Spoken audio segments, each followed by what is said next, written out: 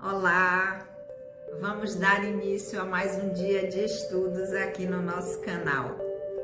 Como sempre, vamos iniciar com a nossa prece. Querido amigo, amado Senhor Jesus, mais uma vez em pensamentos nos reunimos em Teu nome. Abençoa, querido Senhor, os nossos propósitos de aprendizado, que o Teu amor possa sempre encontrar eco em nossos corações. Que assim seja. Olá, amigos, mais uma vez aqui juntos, nós que somos o GEOB, o Grupo de Estudos das Obras Básicas da Escola Espírita Francisco Xavier, a nossa casa que tem os seus trabalhos doutrinários, sempre acontecendo às segundas-feiras. Eu estou sempre lembrando e convidando vocês a estar conosco, aqueles que estiverem passando por perto, para conhecer a casa, e também na quarta-feira aqui nesse formato no canal, e também de forma presencial o nosso grupo de estudos das obras básicas do Espiritismo. E sempre, né? Na segunda ou na quarta, se estiver passando por aqui, venha conhecer a casa, será um prazer recebê-los, tanto na segunda, nas reuniões públicas, nas doutrinárias, quanto na quarta-feira para estar estudando com a gente. Então vamos lá?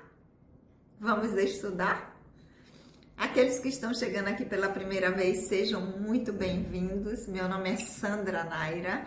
Nós estamos estudando o Livro dos Espíritos. Nós estamos no livro segundo do Mundo Espírita, ou dos Espíritos, e nós estamos no capítulo 9, que trata da intervenção dos espíritos no mundo corpóreo. E estamos no item do capítulo 9, que trata dos espíritos durante os combates, durante as guerras, durante os conflitos, como é que os espíritos se comportam. E na semana anterior, nós terminamos na pergunta número 534. E agora nós vamos dar prosseguimento com a pergunta 545. Lembrando que a leitura que eu faço para vocês aqui é do Livro dos Espíritos, com tradução de Sandra Kepler, com a introdução de Hermínio de Miranda, e de casa vocês acompanham com a tradução que vocês tiverem. Então vamos lá? Pergunta número 545. O general pode, às vezes, ser guiado por uma espécie de segunda vista, uma visão intuitiva que lhe mostra por antecipação o resultado de sua estratégia. Então, o que Kardec quer saber? Aquele que está lá responsável em comandar, em traçar as estratégias, ele pode ter assim uma certa visão de como ele poderia agir, uma ideia que vem assim, ó, na sua cabeça, de que assim, vá por esse lugar, faça dessa forma, recue aqui, avance ali, antes dele tomar determinadas decisões. Essa percepção do que seria melhor para a estratégia que ele vai usar nesse momento, ele pode ser guiado por essa intuição, por essa voz, por essa ideia. É isso que Kardec quer saber. Resposta dos espíritos. É o que ocorre frequente vezes com o homem de gênio. É o que ele chama de inspiração e lhe permite agir com clareza. Essa inspiração que vem dos espíritos que o dirigem, essa inspiração lhe vem dos espíritos que o dirigem e se servem das faculdades de que ele é dotado. Então, quando Kardec está falando aqui do homem de gênio, ele está querendo dizer assim, dessas pessoas que têm uma inteligência, que têm né, que são perspicazes, astutos. E muitas vezes eles estão sendo inspirados por outras pessoas que compartilham da mesma ideia, dos mesmos sentimentos, e ele acha que é tudo vindo dele, que é tudo fruto somente dele, da própria inteligência. Então, os espíritos dizem, frequentemente, isso acontece, não só nos combates, não só na organização de estratégias, mas em muitos momentos da nossa vida. E isso é o que os espíritos estão dizendo aqui, é a inspiração que vem. Por que inspiração? Inspiração é uma ideia que vem do outro, de um outro espírito. Intuição é o que vem de mim mesmo, que vem das minhas experiências anteriores, daquilo que eu já conquistei, que é um saber meu, que eu vou buscar e que vem de dentro de mim. Então, isso é intuição. Inspiração é uma ideia que me é soprada, que me é mostrada, que me é trazida por uma outra pessoa, por um outro espírito. Então, é essa inspiração que permite que essa pessoa haja com aquela certeza de que esse vai ser o melhor caminho, de que essa será a melhor estratégia. É como se aquilo garantisse a ela a certeza de que fazendo dessa forma a coisa vai funcionar. E aí eles fecham dizendo que essa inspiração vem desses espíritos que se acercam dessa pessoa por afinidade de pensamentos, de sentimentos. E nesse momento, essas pessoas que estão, esses espíritos que estão inspirando, estão utilizando a faculdade daquele que está sendo inspirado e que ele é dotado dessa facilidade, porque ele já deve ter ali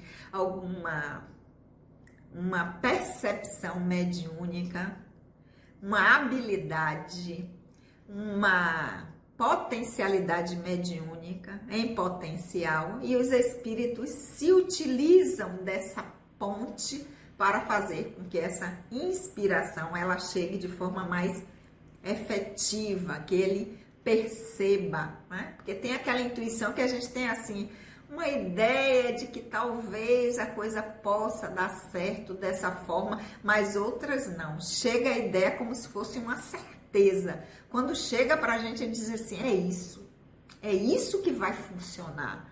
Isso vem dessa faculdade, desse potencial que essa pessoa tem de perceber essa inspiração, essa ideia que vem de outra. Então, essa foi a pergunta número 545. Prosseguindo na pergunta 546, Kardec vai dizer: durante o combate, o que acontece aos espíritos que perecem? Continuam a interessar-se pela luta após a morte? Então, tá ali o combate, o conflito acontecendo, né? Principalmente quando é homem a homem, corpo a corpo, não é como agora que vai de longe, mísseis, drones, mas ali quando está no embate corpo a corpo, né, que as pessoas estão naquele embate com o outro, ele quer saber o que acontece com esses espíritos que acabam desencarnando nesse momento. Eles continuam, depois do desencarne, interessados nesse conflito, nessa guerra? Eles ainda estão presos ali naquele momento?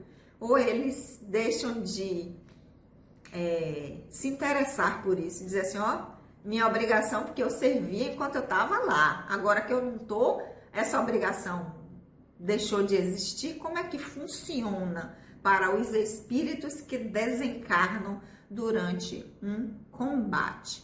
Resposta dos espíritos: alguns ainda se interessam, outros se afastam. Então, não tem regra geral, depende de cada espírito, depende do que habita em cada um, né? Mas Kardec faz um comentário, ele tece um comentário a essa resposta dos espíritos. Ele vai dizer: nos combates acontece o que ocorre em todos os casos de morte violenta. No primeiro momento, o espírito fica surpreso e como que atordoado, não acredita estar morto. Parece-lhe ainda tomar parte da ação. É apenas de forma gradativa que a realidade lhe aparece. Então, quando acontece de impacto, logo aconteceu, o espírito não tem nem ciência de que já, né? Porque são desencarnes que são repentinos, desencarnes que não vêm de uma doença, de uma falência de órgãos, de um enfraquecimento do organismo físico, do biológico, não. Às vezes a pessoa está em pleno vigor, com a saúde toda ok, e de repente ela é ceifada de estar aqui, de estar nesse lugar. Então causa um choque, um atordoamento tão grande que a princípio a pessoa não percebe que ela não está mais ligada ao corpo físico. Ela não percebe que ela não comanda mais aquele corpo que lhe pertencia e que servia de instrumento para o seu aprendizado. Então, fica essa surpresa, esse atordoamento. E a pessoa não acredita que está morto, porque ela continua pensando, sentindo as mesmas coisas. Então, ela acha que ela está, que morto o quê? Só eu aqui, eu estou pensando, eu estou aqui. Eu estou me vendo, eu não sou fantasma, eu tô, né? Fantasma desaparece, fantasma é transparente, fantasma tem aquele... Não, sou eu, então como que eu estou morto? Se eu estou aqui, se eu estou pensando, se eu me sinto vivo, né? Então esse é o primeiro estranhamento, esse primeiro momento, porque ela ainda pensa que inclusive ela está ali, no embate, como eu estou aqui combatendo... Meus companheiros precisam de mim, né?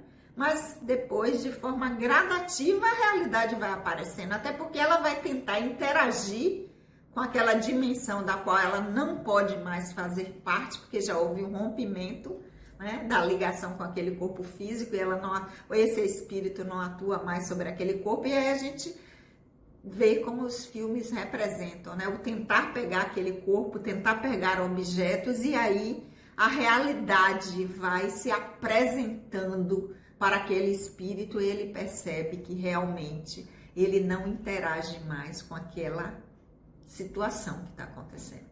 Ou seja, a guerra continua lá, mas ele não é capaz de atuar mais sobre aquela situação. Então, essa foi a pergunta 546.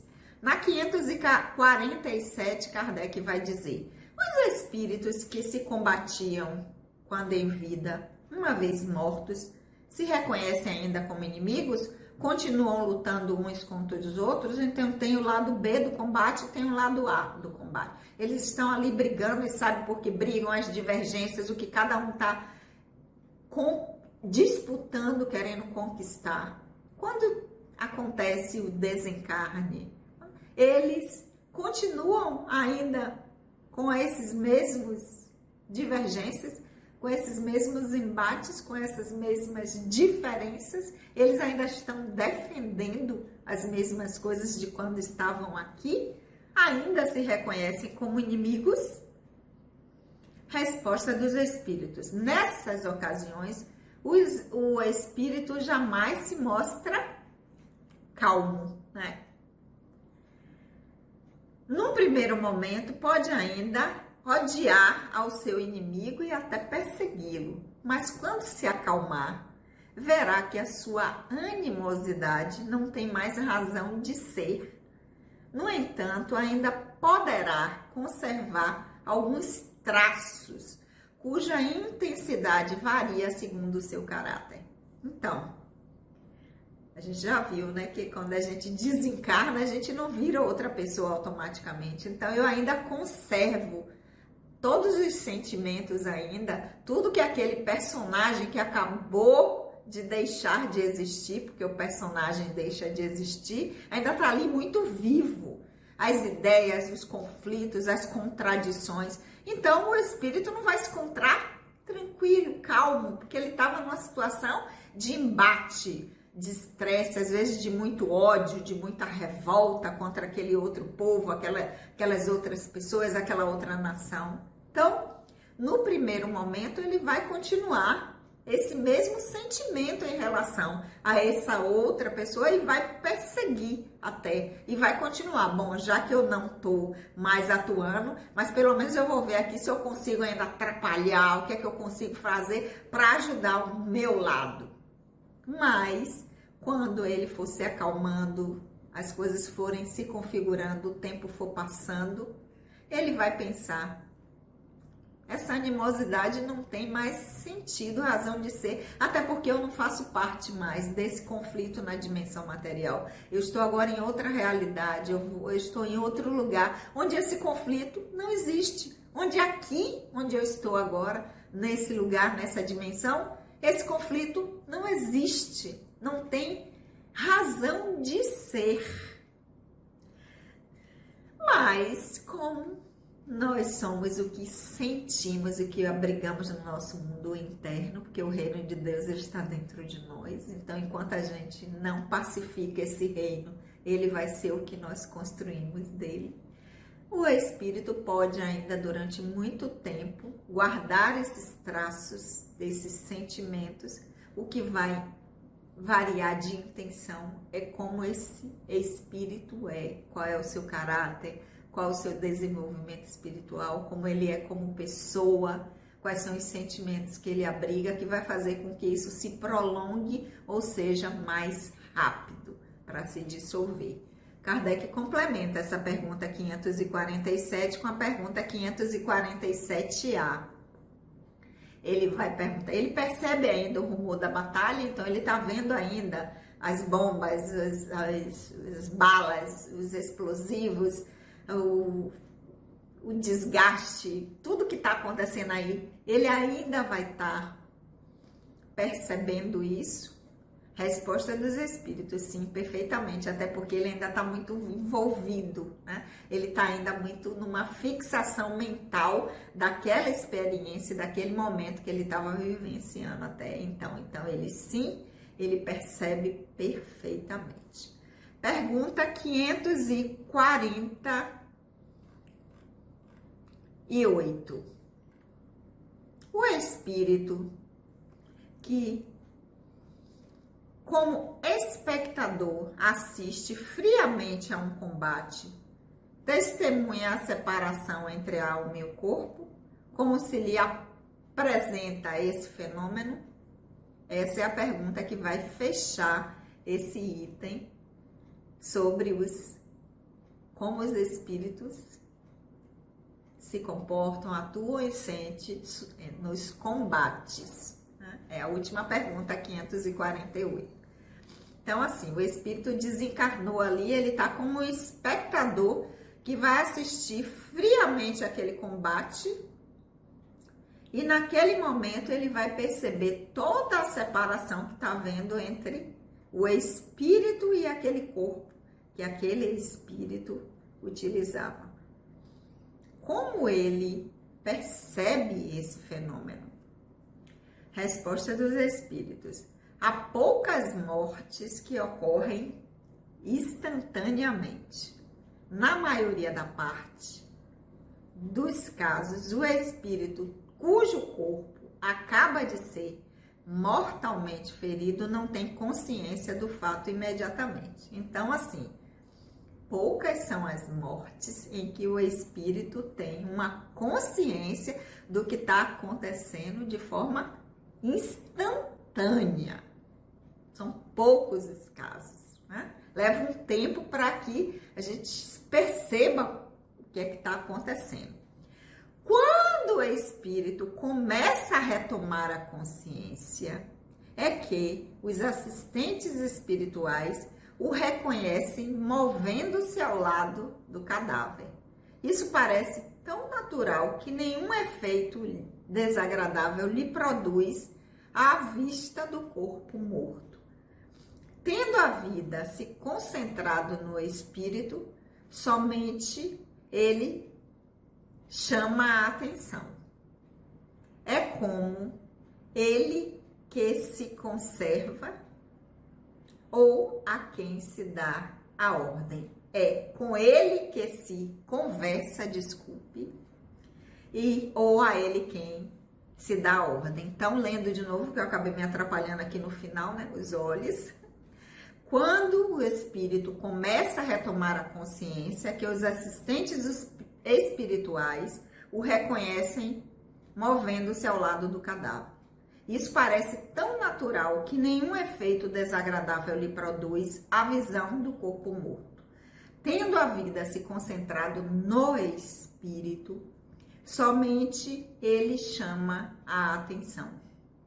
É com ele que se conversa ou a quem se dá ordem. Então, tanto para aqueles que estão observando a cena e vendo aquela pessoa que está desencarnando, né, quanto aquele que está passando pelo processo, ele só vai ter consciência do que está acontecendo depois de um tempo. A gente já viu que não é de forma instantânea. Pum, caiu, levantou. Não. O espírito ainda não sabe, ele acha que está vivo, ele está se sentindo em pleno domínio de suas ideias, ele se repercebe, sabe quem é, sabe onde ele estava, o que ele estava fazendo. Então, para ele ainda está vivo fazendo aquilo.